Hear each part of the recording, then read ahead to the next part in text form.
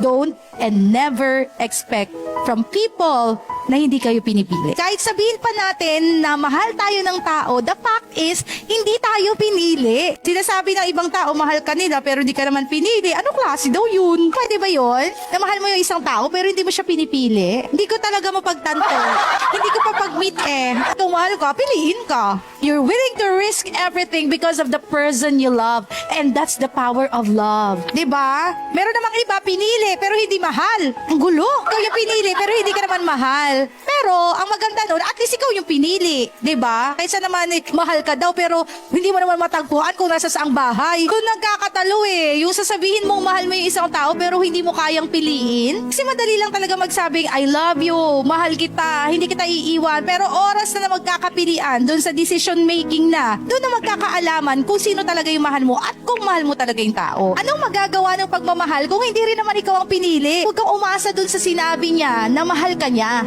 Umasa ka kapag pinili ka niya. Kaso hindi ganun ang sitwasyon hindi ka niya pinili Hanggat hindi ka nagdedesisyon na mag-move on, hanggat hindi mo hinihiwala yung sarili mo sa isang tao na hindi ka pinili, hindi magkakaroon ng opportunity yung ibang tao na mahalin ka at hindi ka magkakaroon ng opportunity para lumaya at sumaya. Okay lang ipaglaban yung isang tao, basta make sure pinili ka niya. Okay? Bago mo siya ipaglaban, make sure pinili ka niya. Pero kung in the very first place hindi ka pinipili, bakit mo ipaglalaban? Diba? Mas lalo ka lang masasakan kung lagi mong hinahawakan at hinahabol yung isang pag-ibig, yung isang relasyon na hindi na ikaw ang pinipili. Ano bang gagawin mo? Mahal mo nga siya. Ang tanong, mahal ka ba niya? At kung mahal ka nga niya, ay bakit hindi ka niya pinipili? Hindi ka din niya pinaglalaban.